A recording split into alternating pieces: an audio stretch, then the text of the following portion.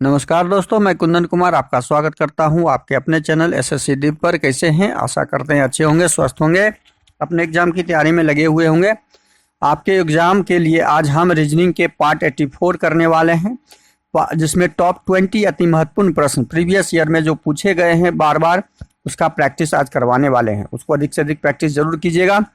Video अच्छा लगे तो लाइक और कमेंट कर दीजिएगा। चैनल पे नए आए हैं तो प्लीज़ सब्सक्राइब कर लीजिए।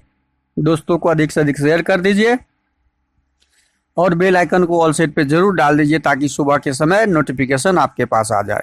अब हम आते हैं सीधा प्रश्न पे। क्वेश्चन नंबर 1 है आपके सामने। उस विकल्प का चयन करें जो तीसरे शब्द उस विकल्प का चयन करें जो तीसरे शब्द से ठीक उसी प्रकार संबंधित है जिस प्रकार दूसरा शब्द पहले शब्द से है।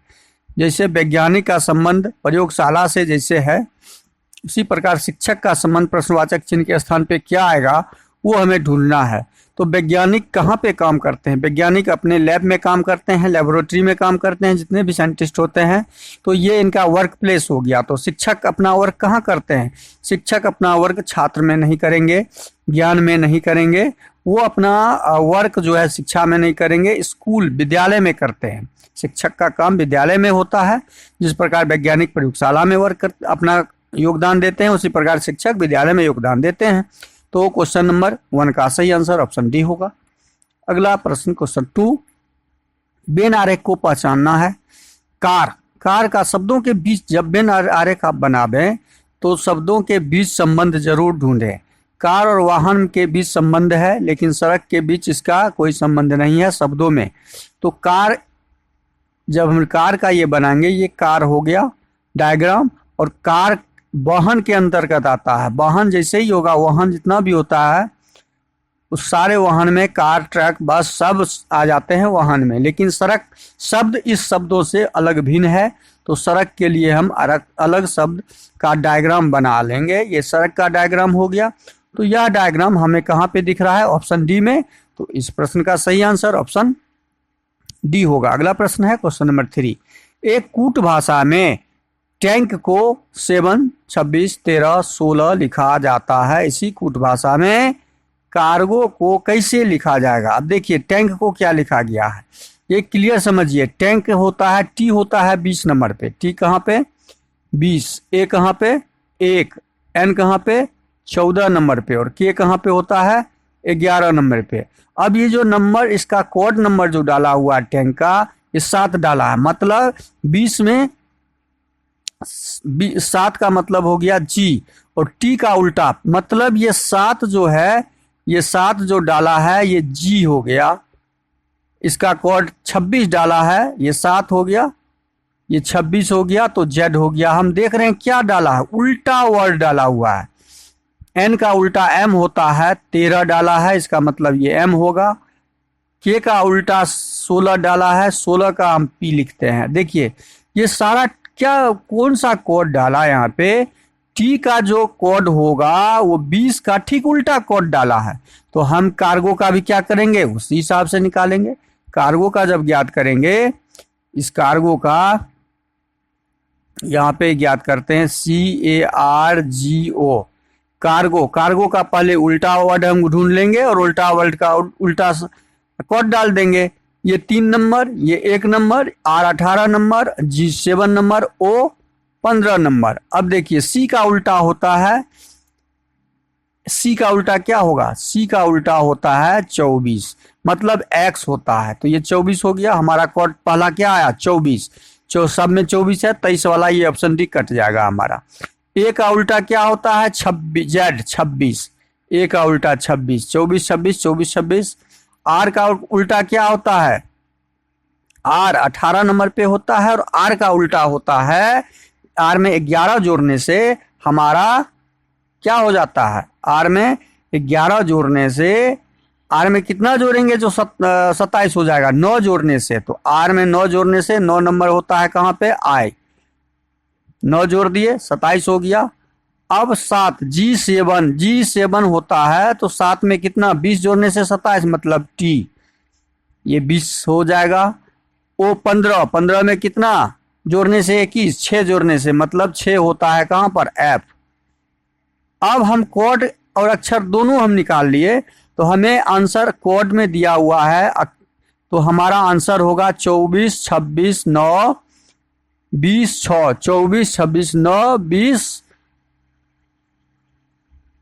ओ 15 नंबर, 15 नंबर का 15, 5, 20 और 1, 27 न लाना है, सॉरी एफ 17, हमको 15 में कितना जोड़ने से 27 आएगा वो करना था, तो 15 में हम 12 जोड़ देंगे तो 27, 12 हमारा क्या होता है, एल होता है। यहाँ एफ के जगह हमारा क्या हो जाएगा, एल हो जाएगा।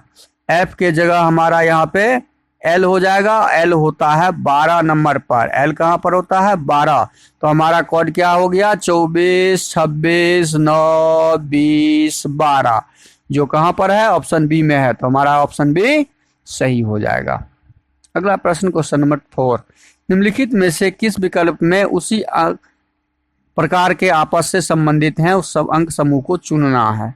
अब संबंध इसमें स्थापित करना है 12, 96, 8 के बीच, तो 12 और 8 को जब गुना कर देंगे तो हमारा बीच का शब्द आ जा रहा है, मतलब 12 गुना 8 बीच का 96। तो अब देखते हैं किसमें है, तो 15 पचे 75 ये नहीं होगा, 8 छके 48 ये भी नहीं होगा, 13 चौके 52 ये भी नहीं होगा, लेकिन 7 नमा 63 हो रहा है, तो हमारा ऑप्शन डी हो जाएगा सही। अगला प्रश्न क्वेश्चन नंबर 5, निम्नलिखित में प्रश्न चिन्ह के स्थान पे क्या आएगा, कौन सा अक्षर आएगा उसे ज्ञात करना है।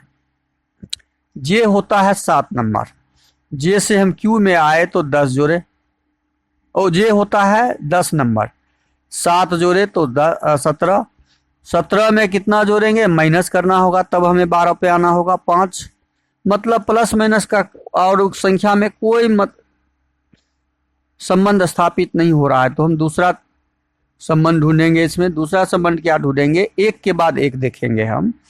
जे यदि 7 नंबर पे है, 10 नंबर पे है, और एल 12 नंबर पे है, तो +2, 12 में फिर 2 जोड़े तो +2 हुआ, यहाँ पे 14, 14 में फिर 2 जोड़े तो 16, 16 में 2 जोड़ेंगे तो ये +2 का पैटर्न आगे जा रहा है। अब सेकेंड वाले में कौन सा पैटर्न लगा हुआ है वो ढूंढिए, वो ढूंढते हैं। Q 17 और ये है 15, मतलब -2 का, फिर यहाँ से -2 हमें आना होगा, तो -2 जब करेंगे 15 में तो कितना हो जाएगा, 15 में 2 घटा 13, और 13 नंबर पे कौन होता है, M होता है, तो हमारा यहाँ पे अक्षर कौन सा आ जाएगा, M आ जाएगा, जो ऑप्शन ए में दिया हुआ है, जो ऑप्शन ए में दिया हुआ है। अगला प्रश्न क्वेश्चन नंबर 6 है, उस विकल्प का चयन करें जो 5वें नंबर से उसी तरह संबंधित है जैसे दूसरा नंबर पहली संख्या से। इसका संबंध इसके साथ, इसका संबंध इसके साथ, उसी प्रकार इसका संबंध इसके साथ ज्ञात करना है।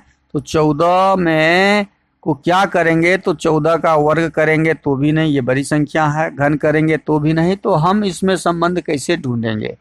हम देखते हैं 14 में यदि 3 जोड़ देते हैं, 14 में 3 जोड़ देते हैं तो 17, और 17 का यदि वर्ग कर देते हैं तो 289, 17 का वर्ग कर देते हैं तो 289 हो रहा है, तो ये वर्ग है, ये हमारा वर्ग है। इसी प्रकार हम क्या करेंगे, 17 के साथ भी यही पैटर्न लगाएंगे, तो 17 में हम 3 जोड़ देंगे, 17 3 20, और 20 का वर्ग कर देंगे तो 4, ये पैटर्न हमने ढूंढ लिया, 400 प्राप्त हो गया। यही पैटर्न हम तीसरे वाले में भी लगाएंगे, यही संबंध जो हमने ज्ञात किया है कि 21 में 3 जोड़ देंगे 24, और 24 का वर्ग ज्ञात कर लेंगे। 24 का वर्ग जब हम ज्ञात करेंगे तो हमारा आंसर 576 आ जाएगा। 24 का वर्ग 576, 576 जो ऑप्शन ए में दिया हुआ है, तो इस प्रश्न का सही आंसर ऑप्शन ए ज्ञात हो जाएगा। अगला प्रश्न है क्वेश्चन नंबर 7, एक कूट भाषा में टाइगर को SUHJFHDF, मतलब ये 5 अक्षर है, 1 2 3 4 5, और इसका कोड दिया है 1 2 3 4 5 6 7 8 9 10 अक्षरों में। इसका डबल कोडिंग है इसका मतलब है टी के बाद एस होता है नहीं, टी से पहले एस और टी के बाद एस टी के बाद यू होता है। देखिए यहाँ कोडिंग क्या किया है, इसको सही से समझिएगा। टाइगर में कोडिंग क्या किया है, टी ये बीच में यदि टी है तो टी से पहले का एक शब्द ले लिया और टी के बाद का एक शब्द ले लिया और टाइगर में से टी को हटा दिया। कोडिंग जब किया है तो यही किया है। देखिए आई में फिर क्या किया, आई यहाँ पे रख दिया। आई जब हम यहाँ पे रखेंगे तो आई हमने रख दिया और आई से पहले का शब्द एच होता है और आई के बाद जे होता है और आई को कट करके हटा दिया। यही कोडिंग है। देखिए डबल डबल लेके और खुद अक्षर को हटा दिया है, उसके आगे पीछे का कोडिंग लेके। उसी प्रकार जी के साथ भी किया है, जी को रख दिया और जी से पहले होता है क्या, जी 7 है, एफ होता है और जी के बाद क्या होता है, एच होता है। देखिए एफ एच दिया है यहाँ पे और जी को हटा दिया है। तो हमने क्या पाया, हमने पाया कि जो टाइगर का कोड दिया हुआ है स्वयं उस अक्षर का आगे और पीछे वाला अक्षर डालते हुए शब्द को कोडिंग के रूप में बदला। अब देखिए इसी प्रकार यहाँ पे जो दिया हुआ है GINPQ, पी के बाद क्या है, क्यू है, QSRTDF।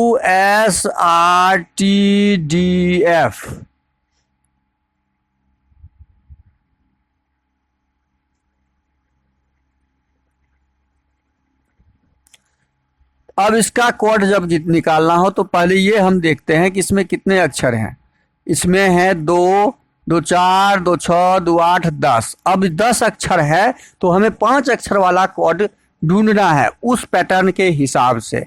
तो जी और आई के बीच में कौन सा अक्षर आ जाएगा, तो जी और आई के बीच में हमारा 7 और ये है आई 9, 8वां अक्षर आ जाएगा एच। तो पहला हमारा एच वाला शुरू हो जाएगा।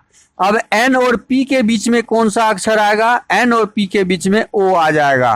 तो हमारा दूसरा लेटर कौन सा आ जाएगा, ओ आ जाएगा। तो एच ओ। अब क्यू और एस के बीच में क्या आएगा, 17 और 18 आएगा। 18 आर होता है तो हमारा तीसरा लेटर आर बन जाएगा। अब आर और टी के बीच में क्या आएगा, 18 और 20 के बीच में 19 होता है, एस, एस हो जाएगा। और 4 और 6 के बीच में 5 होगा जो ई होता है। देखिए हॉर्स, हमारा आंसर क्या निकल गया। हमने वही पैटर्न लगा के ठीक उल्टा पैटर्न यहाँ पे लग गया कि 2 अक्षरों के बीच का वर्ड हमें ज्ञात करना था कोडिंग में, जो पैटर्न वहां पे लगा हुआ था जो ऑप्शन बी में दिया हुआ है। ऑप्शन बी सही है। अगला प्रश्न क्वेश्चन नंबर 8, अक्षरों के उस संयोजन का चयन करें जो खाली स्थान श्रृंखला को क्रमित रूप से रखने पर यह श्रृंखला पूरी हो जाए। अब देखिए खाली स्थान, यदि इसको हम 3 3 3 3 3 3 3 4 5 6 7 8 9 10 11 12 13 14 15 16 3 3 6 3 9 2 3 12 13 14 15 16 17 18, 3 का हिसाब लगाते हैं। 3 3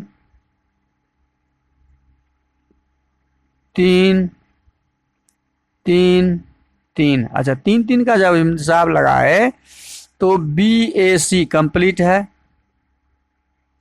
तो BAC में यहाँ B खाली है तो B हम डाल देंगे, पहला लेटर B आ गया। यहाँ BA डाल दिए, A आ गया दूसरा लेटर। अब यहाँ एक D भी दिख रहा है तो यहाँ जब D दिख रहा है तो इसमें क्या डालेंगे हम, यहाँ क्या डालेंगे, DCA BC। अच्छा ये पैटर्न देखिए यहाँ पे क्या बना, ये पैटर्न यहाँ पे नहीं बनेगा। यहाँ पे BAC यदि कंप्लीट है और दूसरा लेटर है D, तो D वाले में DCA और यहाँ पे BAC है तो यहाँ भी BAC हो जाएगा, यहाँ B हो जाएगा BAC और C है यहाँ पे। देखिए 2 तरह का पैटर्न इसमें पैटर्न लगा हुआ, एक BAC वाला है और एक D वाला है। तो D से यहाँ शुरू हो जाएगा, यहाँ अक्षर से शुरू होगा हमारा, D से शुरू हो जाएगा तो DCA, यहाँ D फिर खाली स्थान पे C और यहाँ फिर D। एक एक पैटर्न है बीएससी का, एक है डीसीए का। हमने इसको भर दिया। अब पहला लेटर हमने भरा डी, दूसरा ए, तीसरा सी, चौथा बी, उसके बाद डी। जो कहाँ पे दिख रहा है? ऑप्शन डी में दिख रहा है।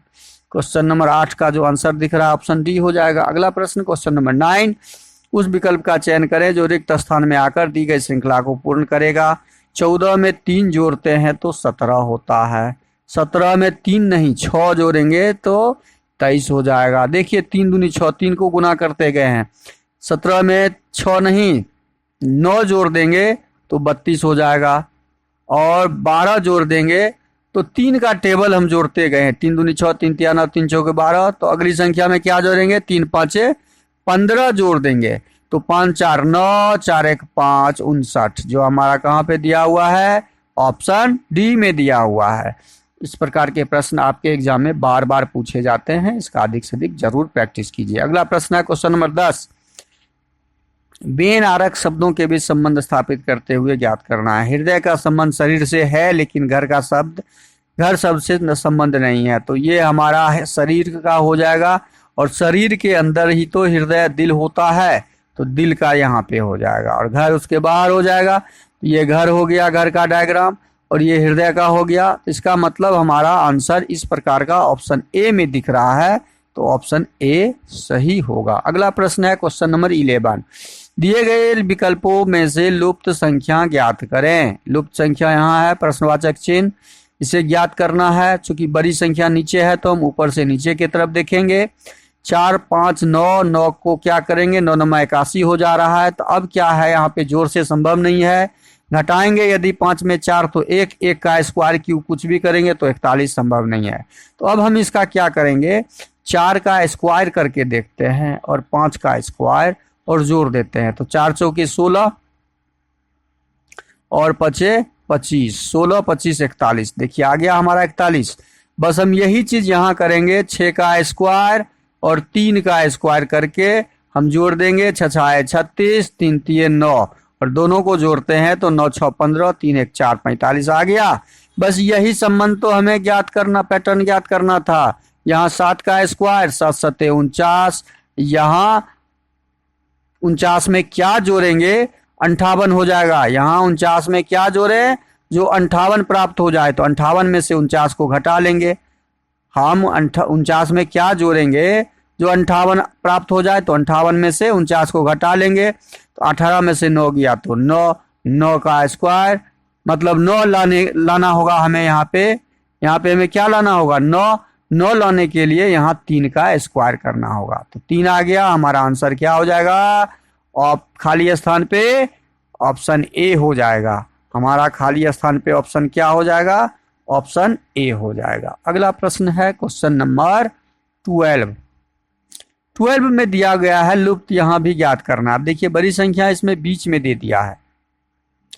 2 और 3 को इसको यदि जोड़ देते हैं हम तो 5 प्राप्त होता है, और 5 का क्यूब ज्ञात करते हैं तो 125। ये तो समझ में आ गया। उसी प्रकार क्या यही पैटर्न इसमें लगा हुआ है। 3 और 4 को जोड़ देते हैं तो 7, और 7 का घन ज्ञात करते हैं तो 343 हो जाता है। सही है। अब हम इसमें क्या लगाएंगे पैटर्न? इसमें पैटर्न लगाएंगे इसको और इसको जोड़ने से 5 में क्या जोड़े हम? 5 में क्या प्रश्नवाचक चिन्ह जोड़ दें जो हमारा उसका घन 216 हो जाएगा। अब 216 घन किसका होता है? 216 का जो घन हम ज्ञात करेंगे जब भी तो 6 का होता है।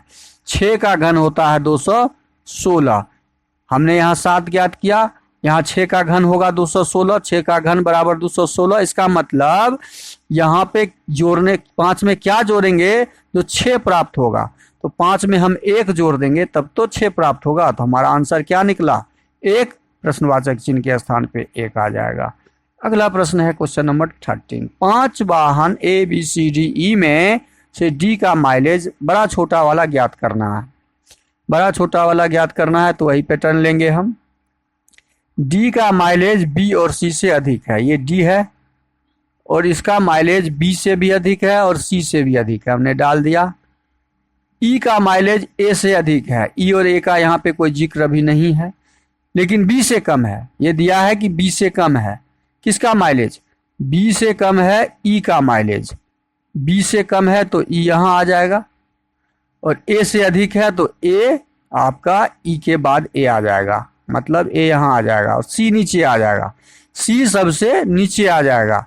तो हमारा जो बना यहाँ पे डी बी ई ए और सी बना। अब प्रश्न में दिया इन पांचों में से किस वाहन का माइलेज सबसे अधिक, तो डी है, ऊपर में कौन है, डी है, तो ऑप्शन सी हमारा सही होगा।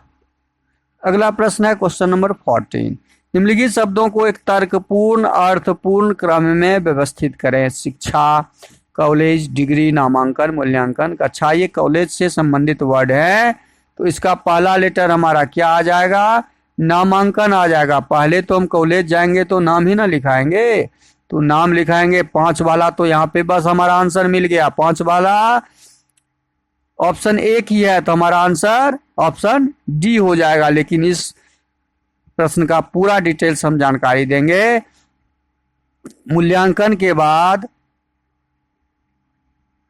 यहाँ पे 4 नंबर नहीं आएगा, पहले हमारा होगा 5 नंबर नहीं होगा, पहले हमारा हो जाएगा एडमिशन। हम कहीं कॉलेज में जाएंगे तो एडमिशन लेंगे 4 नंबर वाला। 5 हमारा हट गया, ये हट गया, 2 ऑप्शन बचा।